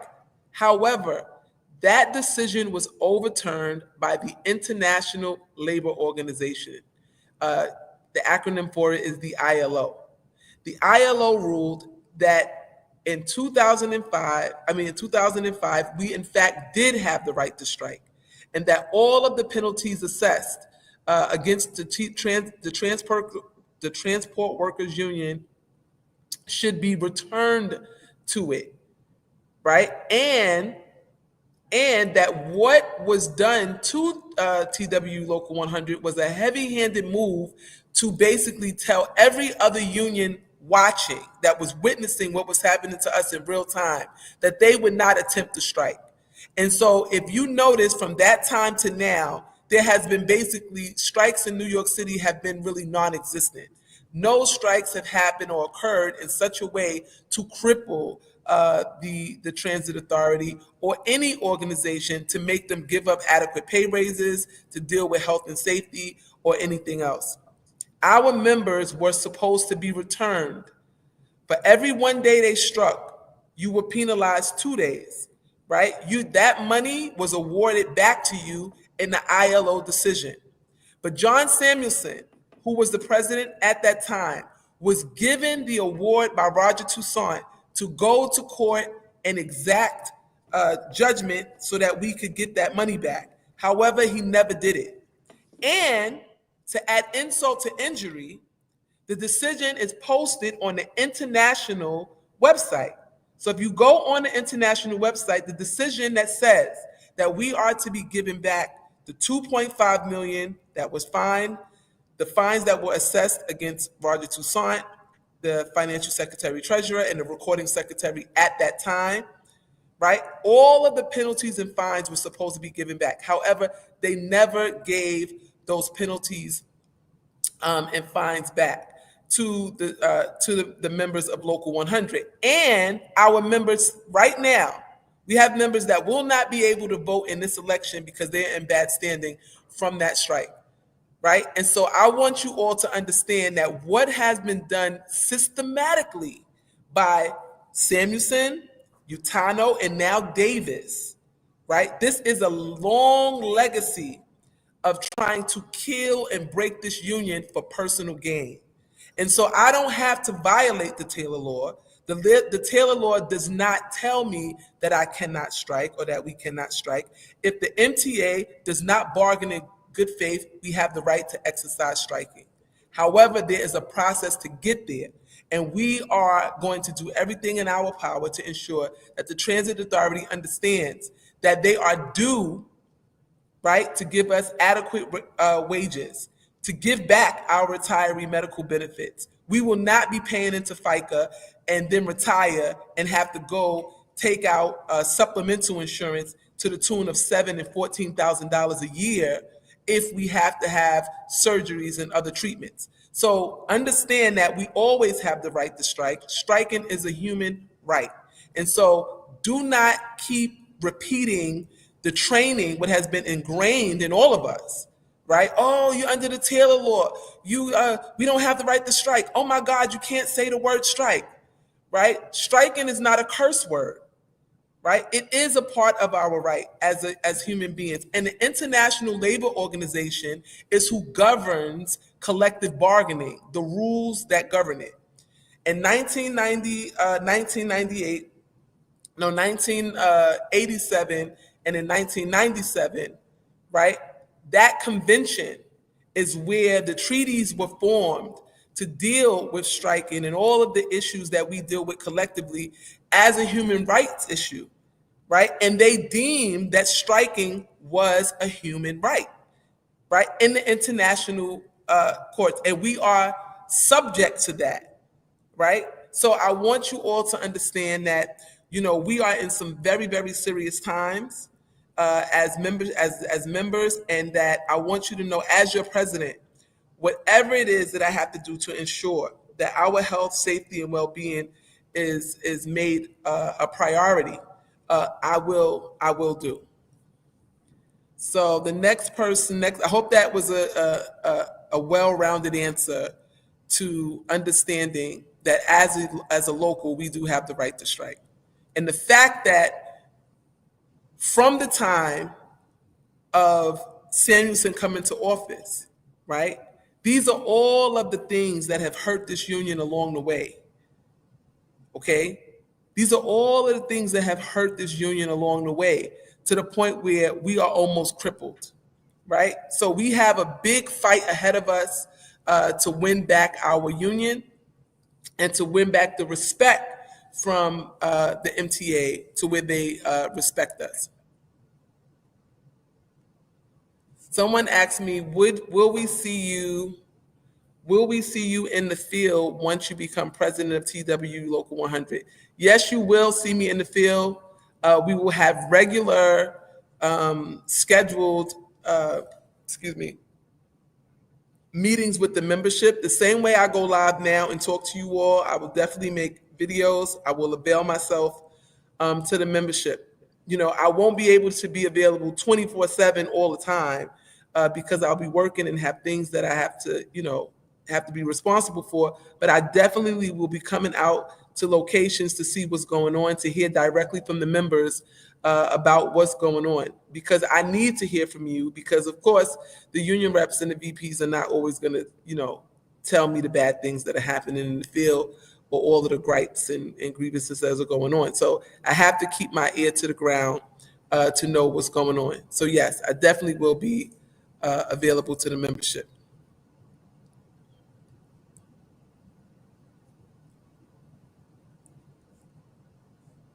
So someone said the Taylor law was already decided upon. Sole Source said Taylor law was already decided upon and it's unconstitutional. Pramila Mendez says, I personally don't think our membership is strong like 2005 to go on strike.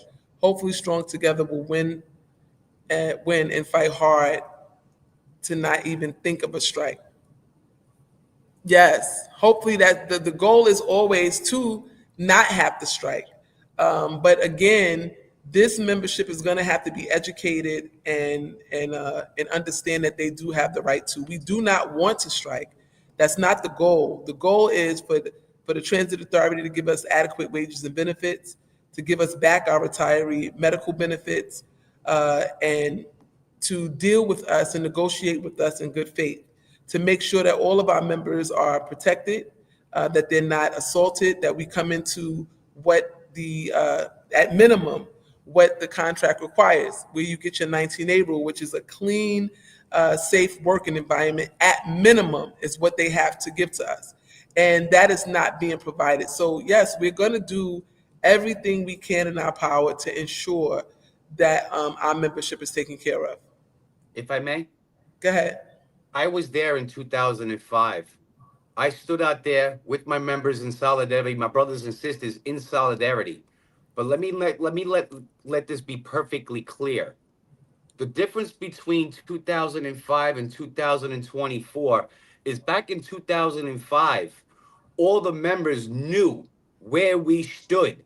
All the members knew what we were fighting for, because the union told and educated each and every one of us as to why what we're doing and how we're going to do it. We do not have that transparency within this union. That is something that we are going to bring back to make sure that every single member of the TWU has full disclosure, full transparency, exactly what their union dues and their union money is going for, and how it's being allocated, what's it being allocated to, and the knowledge of what the union is exactly doing. If they have that, then they're going to know exactly what we're doing and how we're doing it. They will be more involved. For far too long, this union has been held in the dark. It's time for us to come out of the darkness into the light. It's always been there. Right now, it's a candle. We want it to be a roaring flame for each and every one of us. Because once you have an understanding and you have a full scope of exactly what's transpiring, you will have that knowledge. You will do what the union needs us to do to make our lives better and ensure the sanctity of this union. Thank you. Thank you, Gator. Would you like to say anything, Ben, before we close out? There's nothing more important than an informed member. There's nothing more important than a member safe. There's nothing more important than a member who has great health care. Mhm. What's most important is that you pick the people who are fighting for you, who are fighting with you. If you believe in us, we believe in you. Stronger Thank together. you. So we have one more question. This is the last question before we close out. It says, could you explain Medicare Advantage once more? So this past contract, what our union did is, if you look on your pay stub, every time you get paid, there's a FICA deduction. That FICA deduction comes out and it basically pays for your Medicare. When we retire, we have two tiers of retirement. We have three tiers of medical here. We have active medical benefits. Then you have the retiree benefits when you retire from 55 to 65, which is the same level of benefit that you have as an active employee. And then when you turn 65, you go into Medicare. Every member, when they turn 65, if you live in the United States, because you paid that FICA deduction throughout your lifetime of working, you go into Medicare. As a matter of fact, when you turn 64, you start getting notices letting you know that you have to sign up for Medicare. A part of Medicare, Medicare only pays for 80% of your medical coverage. And then your employer is supposed to pick up the other 20%, which is the CPPO that was given back in this contract.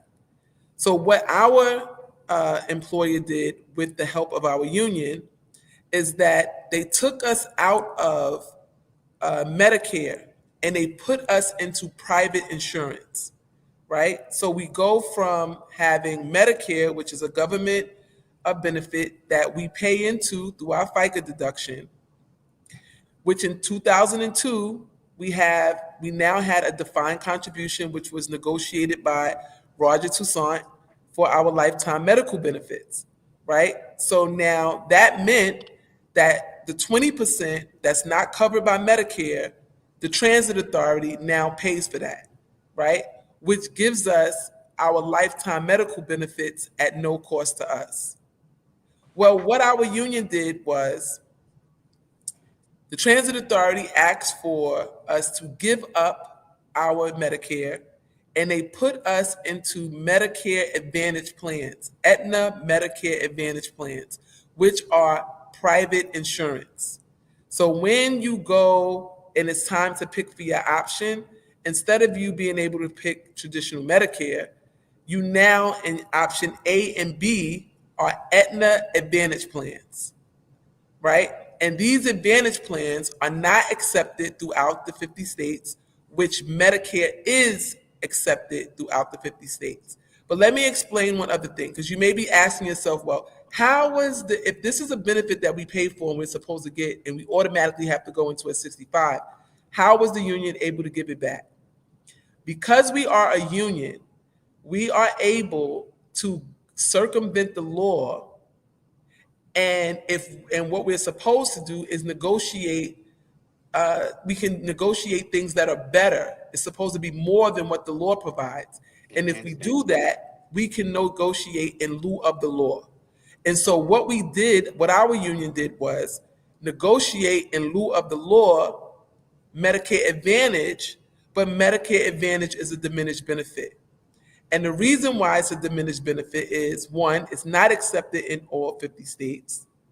It's not accepted by all doctors that you currently have, right? So if you were somebody who had surgery and you're retired and you're on Medicare and you went and had hip replacement surgery at the hospital of special surgery and you need to have both hips done, right? So you got surgery at the hospital for special surgery.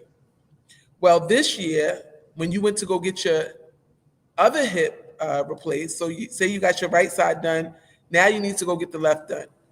Well, if you try to go to the hospital for special surgery now, that we have Medicare Advantage, they're going to tell you that they're not in network and they don't accept your insurance, right? You have to go find a doctor in network.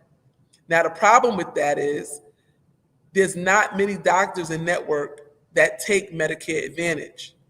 Therefore, the cost now comes on to you, where you have to go into your 401k or your savings and pay for the supplemental insurance.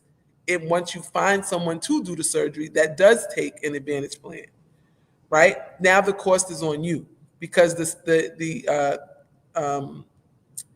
insurance doesn't cover you everywhere. So like if you live in Arizona or North Carolina, they do not take Medicare Advantage. If you planned on retiring in Puerto Rico, they do not take Medicare Advantage. And so this is why Medicare Advantage is a problem, is that it's not accepted in all 50 states and there is cost to us. Many of our members now who have Medicare Advantage are paying for blood pressure medications upwards to 80% more than what they were paying when they were on Medicare. And the Transit Authority was paying the 20% CPPO, right? So the medication cost is going up. People who have diabetes are finding that their medications are more, or they're not even covering. If you have cancer, a lot of hospitals do not take Medicare Advantage, so you cannot get treatment for cancer.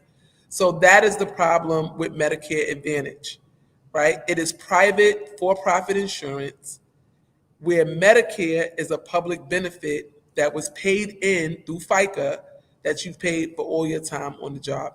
And your employer would normally pick up the 20% CPPO, which now we've given that back. That cost is on our retirees. And more retirees, as this year has progressed, have been impacted by the retiree medical give back. And if you are an active member and become Medicare eligible while on the job, you get some form of disability, or you are Medicare eligible, you take on that insurance as an active member as well. So this is very, very important for everybody to understand. This is why it's such a big deal. And for all of us who will retire one day, remember, currently we have tier 6. We retire on half of our salary with a $10,000 bonus, right? We're capped at what we can contribute into our pension. So how are you going to pay for medical care when you retire from here, after having your whole career medical coverage at no cost to you? And so the same level of care that we had while we are employees are what you're supposed to experience when you retire, because that's what we pay into. And now it's not available. So we need to make sure that we vote out Richard Davis and the member first slate, and anybody that would support them. You have to ask yourself, why would they support someone who gave back our lifetime medical benefits, right? I use the example of Mr. Alexander Kemp. And the reason why I bring him up is because he's very public about his health issues with diabetes, right? And his diabetes issue is not something that's light. And one of the things that he said when he was doing an interview was that you can't have a diminished level of benefit while you are an active worker, but you can when you are a retiree. Well, I want to see how that's going to work out for Mr. Kemp when he retires, okay? And now he has to pay more for his diabetes medication, or he needs care or treatment, and his doctors begin to tell him that they're not in network, and that contract that he never saw and that he voted on and that he doubled down and misled and lied to members about, that now is his health coverage. Let's see how he would feel if that was him, right? And so it's very important for us to understand that what is happening right now is very, very serious. We've been going around not only talking to retirees, but we have active members who are 65 years old, right? Who are not retiring because they don't know what they're going to do when they retire, right? They're nervous about it. And what I have to often tell them, especially if they're 65 or over, you're already in it, even though you're still working here, right? They just have not needed to go to the hospital for treatment. And some of them now understand why they're paying more for their prescriptions, right? Or they have their wife, their spouse, a loved one who's trying to go to the doctor and they're being denied treatment and care and trying to find out what's going on. So this Medicare issue is only going to exacerbate as time goes on. We're going to hear more and more stories. We have the story of the woman, Miss Carr, Rosalind Carr, who needed a defibrillator and was told she had to wait 90 days and given a battery operated machine to put around her neck to, if she had a heart attack, to jumpstart her heart, all because she was denied treatment. Had she had Medicare, she would have been treated, had her surgery, and gone on about her life, right? And so this Medicare Advantage causes irreparable harm to our memberships because you can die waiting for care. As in the case of Mr. Rosenberg, who told us about his situation with his wife, who needed a lung transplant surgery and had been being treated on Medicare. Once into Medicare Advantage plans, he's now at the crux of, which he probably has already opted out of, Medicare Advantage plans and back into Medicare, which means he now has to pick up that 20% CPO cost and pay for it out of pocket. We have another member, lastly, Mr. Julio Rivera, who had hip replacement surgery and went into rehab and was asked to leave the rehab, was actually literally thrown out of the rehab and had to go upstate, and he's paying his supplemental insurance out of his retirement, right? And so, and that's between, he's paying about $7,000 for the year for supplemental insurance to receive care and coverage. And just to let you know how much it costs if you have to go into a rehab, it's about $500 a day to receive care in a rehab. So this being thrust upon our retirees and active members who are Medicare eligible is a problem. And the fact that Richie Davis continues to lie about it and does not even promise that if reelected, he would fix it. But he doubled down on that, oh, my father is fine, so he's not having any problems with it. So, it's nothing wrong with it. When we have all of these examples of people who are being affected by Medicare Advantage and giving back our lifetime medical benefit. So I hope that this explanation that I just gave you, that you understand how they did it. And I just want you to know that in our contract, it says that there shall be no diminishment of benefits, right? So they cannot diminish our benefits. They can only increase. And the fact that this has just occurred is a huge problem. And so we're going to end on that note. We thank you all for your time. We're at the 2-hour mark. I hope that, you all share out this Q&A and let everyone know that we are available. We're still going to be out in the field every day, meeting with members. This last week has been very grueling, dealing with all of the issues of just being able to run and to see the ballot and the voter list and all of the things that go in to preparing for the vote. But there's been a lot on our plate, but we'll be back out in the street, and we've been out in the field campaigning and meeting with members and talking to you. If you want us to come by, let us know what time you want us to come by your location.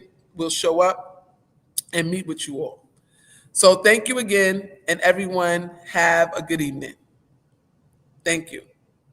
Thank you. Bye-bye. Thank you, everybody. Stay safe and God bless. Oh, remember, ballots go out November 18th.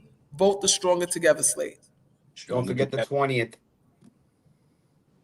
Oh, yes. Oh, wait. One more thing before we go. On November 20th, we will be rallying outside of 130 Livingston Street in regard to retiree medical. We will rallying outside in regard to retiree medical,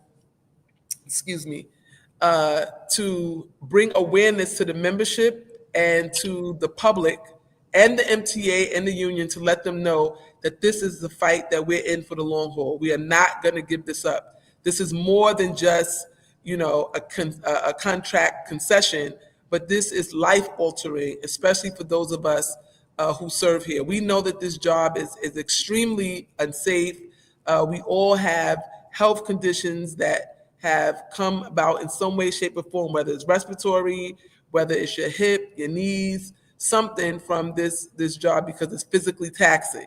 And so we have to make sure that we do what we got to do to make sure our membership is okay. And we want you all to meet us at 130 Livingston Street. We'll be out there at 3 p.m., from 3 p.m. to 6 p.m., rallying in front of 130 Livingston. We'll be out there as early as 12 noon, giving out information and literature and just educating the membership so that they know what has happened to them and how we can collectively fight back to get back our lifetime medical benefits. So see you on November 20th at 12 noon. Rally begins at 3 p.m. Have a great day, everyone. Stay safe. God bless. Thank you. Thank you. Bye-bye.